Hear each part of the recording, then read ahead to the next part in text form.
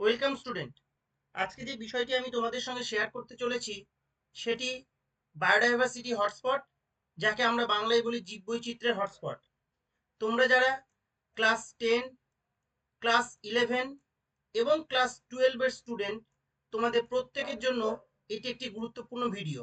এছাড়াও তোমরা যারা নিট পরীক্ষার্থী, অর্থাৎ নিটের জন্য যারা প্রস্তুতি নিচ্ছ, তোমরা খুব ভালো করে ভিডিওটি লক্ষ্য করো, কারণ প্রায় বছর নিটে এখান থেকে প্রশ্ন আসে এবং ক্লাস 11-এর সেমেস্টার 1-এর জন্য এটি গুরুত্বপূর্ণ অংশ। Biodiversity hotspot. বায়োডাইভার্সিটি হটস্পট আর রিজিয়ন, একটা region that contain a high level of species diversity and many many endemic species and a significant number of threatened or endangered species। তাহলে আমরা কি দেখলাম? এটা হচ্ছে কি একটা রিজিয়ন বা একটা এরিয়া। ওকে, যে কি করছে না, high level of species diversity and endemic species and significant number of threatened and endangered species বিয়ার করছে বা সেখানে থাকছে। তাহলে এখানে দেখলাম কি, বিশেষ কয়েকটা শব্দ দেখলাম: endemic species, threatened species and endangered species. What is endemic species? Endemic species are plant and animal species that are found in a particular geographical region and nowhere else in the world. Some species are endemic to a continent while other can be endemic to an island. তাহলে endemic স্পিসিসটা কি? Endemic species হচ্ছে এমন কিছু উদ্ভিদ এবং প্রাণী species যারা কেবলমাত্র একটা পার্টিকুলার জিওগ্রাফিক্যাল এরিয়ার মধ্যেই থাকে, তার বাইরে বা সেই নির্দিষ্ট জিওগ্রাফিক্যাল এরিয়ার বাইরে কিন্তু তাদেরকে আর পাওয়া যায় না বা তারা অবস্থান করে না। সেই রকম স্পিসিস গুলিকে আমরা কি বলি? Endemic species. নেক্সট আমরা কি বললাম? Threatened species. What is threatened species? Threatened species are those species most at risk of being extinct in the near future. তার মানে এটা হচ্ছে এমন এক ধরনের স্পিসিস যারা কি, those species most at risk of becoming extinct in the near future, মানে ভবিষ্যতে, নিয়ার ফিউচারে, আগামী কয়েক বছরে তারা কি হয়ে যেতে পারে? এক্সটিংক্ট হয়ে যেতে পারে, মানে বিলুপ্ত হয়ে যেতে পারে। এই রকম যে স্পিসিস বা এই রকম যে প্রজাতিগুলি রয়েছে, সেটা প্ল্যান্ট স্পিসিস হতে পারে, সেটা অ্যানিমেল স্পিসিস হতে পারে, তাদেরকে আমরা কি বলছি? তাদেরকে আমরা বলছি থ্রেটেন্ড স্পিসিস। আর নেক্সট যেটা, সেটাকে আমরা কি বলছি? Endangered species. এগুলির এক্সাম্পল এবং এগুলির ডেফিনেশন কিন্তু খুব ইম্পর্টেন্ট। ওকে, বেশ। এন্ডেঞ্জার্ড স্পিসিস এগুলি নিয়ে আমি পরে আবার একটি ভিডিও পোস্ট করব, সেখানে আমি আরো বিস্তর এই নিয়ে আলোচনা করব। Endangered species can be defined as those species which are under risk or or threat of being extinct. Okay, in the other word, species which are about to extinct.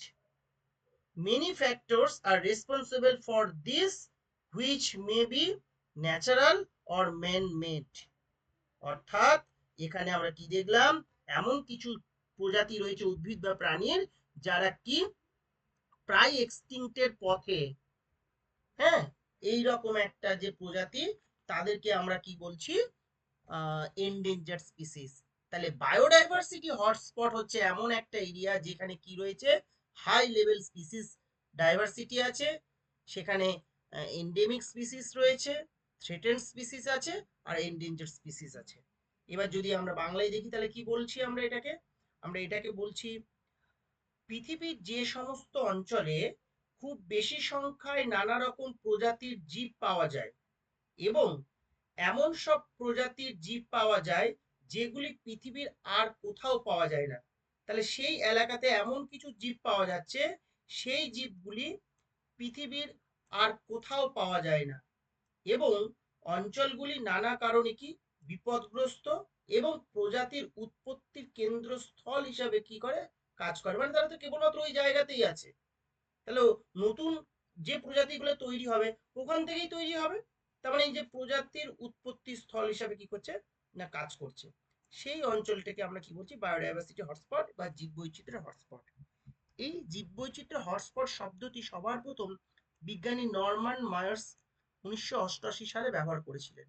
তাহলে এই নামটা কিন্তু খুব ভালো করে মনে রাখতে হবে, কোন সালে কে করেছিলেন, বিজ্ঞানী নরমান মায়ার্স। কত সালে, 1988-এ। তাহলে আমরা কি দেখলাম, বায়োডাইভার্সিটি হটস্পট কি, সেখানে কোন কোন ধরনের প্রজাতি থাকে এবং কোন বিজ্ঞানী এই শব্দটি প্রথম কোন সালে ব্যবহার করেছিলেন। নেক্সট এই ভিডিওর যেটা স্লাইড আছে সেটা আমরা কি দেখতে পাচ্ছি, ক্রাইটেরিয়া অফ হটস্পট, জীববৈচিত্র্য নির্ধারণের শর্ত। তাহলে এত অঞ্চল থাকতে কোন, পৃথিবীতে অনেক অঞ্চল আছে, অনেক জিওগ্রাফিক্যাল এরিয়া আছে, তাহলে কোন এরিয়াটাকে আমরা হটস্পট হিসাবে চিহ্নিত করব, তাহলে তার পিছনে নিশ্চয়ই কোনো না কোনো ক্রাইটেরিয়া আছে বা কোনো না কোনো কন্ডিশন আছে। তাহলে সেই কন্ডিশনগুলি কি কি? নাম্বার ওয়ান, ফার্স্ট যে কন্ডিশনটা আমরা দেখছি, contain at least 1500 species of vascular plants found in nowhere else on earth, known as endemic species। তাহলে আমরা এখানটাতে কি দেখলাম, ন্যূনতম, কমপক্ষে কি 1500, 1500, যদি আমরা এটাকে দেখি তাহলে সমগ্র পৃথিবীর প্রায় 0.5%, মানে এটাকে যদি আমরা দেখি, এটাকে আমরা কি বলবো, 0.5% সমগ্র, মানে গোটা পৃথিবীতে যে প্ল্যান্ট আছে তার, মানে ওই ভাস্কুলার প্ল্যান্ট, তার 0.5%-এর একটু বেশি প্রজাতির ভাস্কুলার প্ল্যান্টস, ভাস্কুলার প্ল্যান্ট মানে কি যাদের সংবহন কলাতন্ত্র আছে, পাওয়া যাবে ওই অঞ্চলে, আর অন্য কোথাও পাওয়া যাবে না। অর্থাৎ ন্যূনতম 1500 প্রজাতির সংবহন কলাযুক্ত ও আঞ্চলিকভাবে সীমাবদ্ধ উদ্ভিদ প্রজাতি থাকতে হবে। আঞ্চলিকভাবে সীমাবদ্ধ মানে এই যে এখানে লেখা রয়েছে না, know where else on earth, মানে আর কোথাও পাওয়া যাবে না, কেবলমাত্র ওই অঞ্চলেই পাওয়া যাবে। এবং সেটা কত হতে হবে, কমপক্ষে ন্যূনতম কত না 1500 প্রজাতিকে হতে হবে, কিরকম প্ল্যান্টের, ভাস্কুলার প্ল্যান্টস এর ক্ষেত্রে। ওকে, নেক্সট যে ক্রাইটেরিয়াটা সেটা হচ্ছে কি, have lost, have lost 70% of its primary native vegetation, have lost 70% of its primary native vegetation।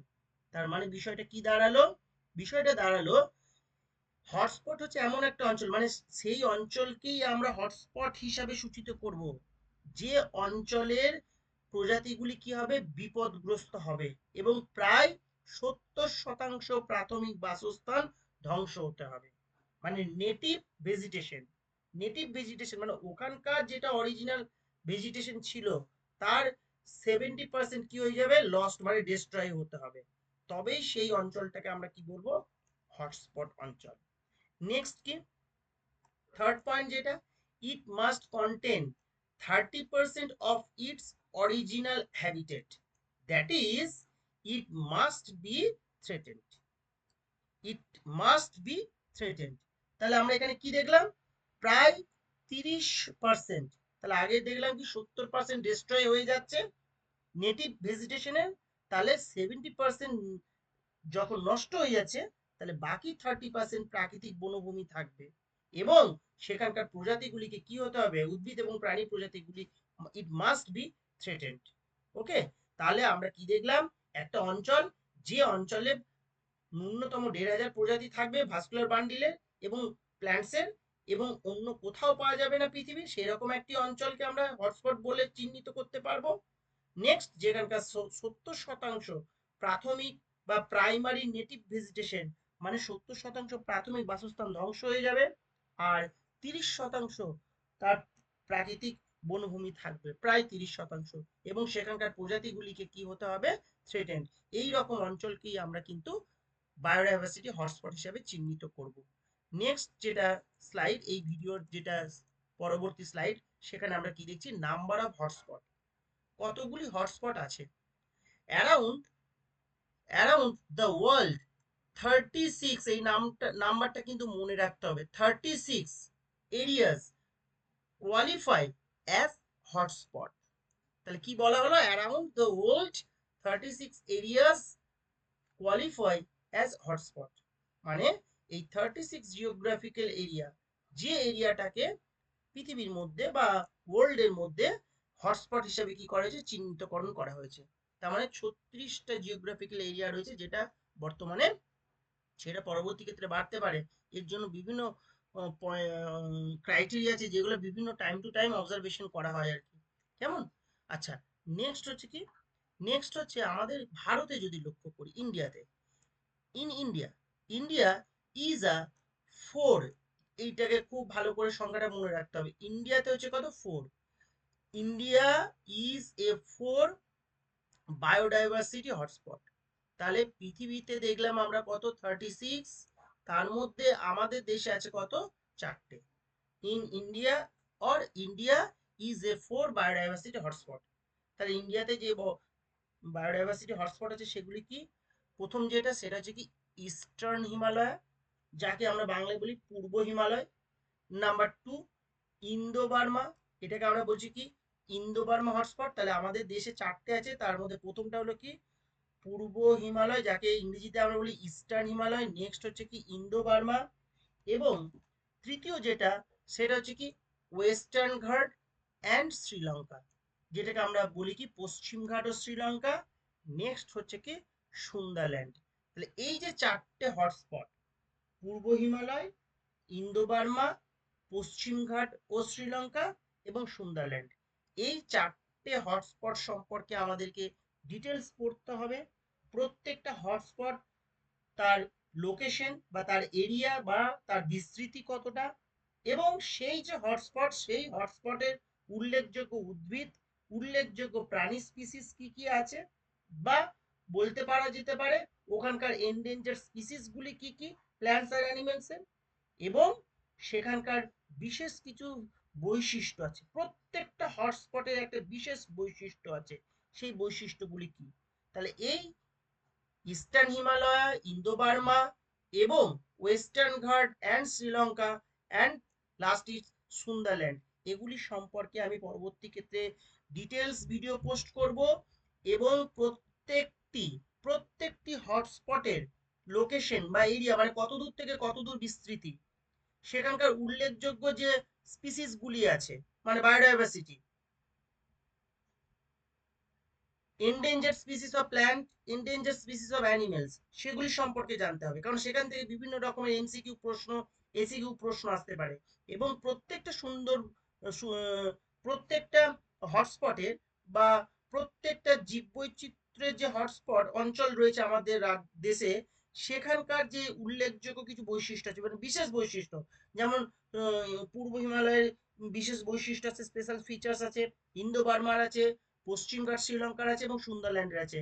তাহলে প্রত্যেকটা বায়োডাইভার্সিটি হটস্পটের আমাকে কিন্তু তার বিস্তৃতি, তার উল্লেখযোগ্য জীববৈচিত্র্য এবং বিশেষ বৈশিষ্ট্যকে করতে হবে। এটা নিয়ে আমি পরবর্তী ক্ষেত্রে বিস্তর ভিডিও পোস্ট করব। আজকে এটুকুই তোমাদের সঙ্গে শেয়ার করার ছিল। যদি কোনো প্রশ্ন থাকে তোমরা কমেন্ট বক্সে এসে প্রশ্ন করবে, আমি প্রত্যেকের উত্তর দিয়ে দেবো।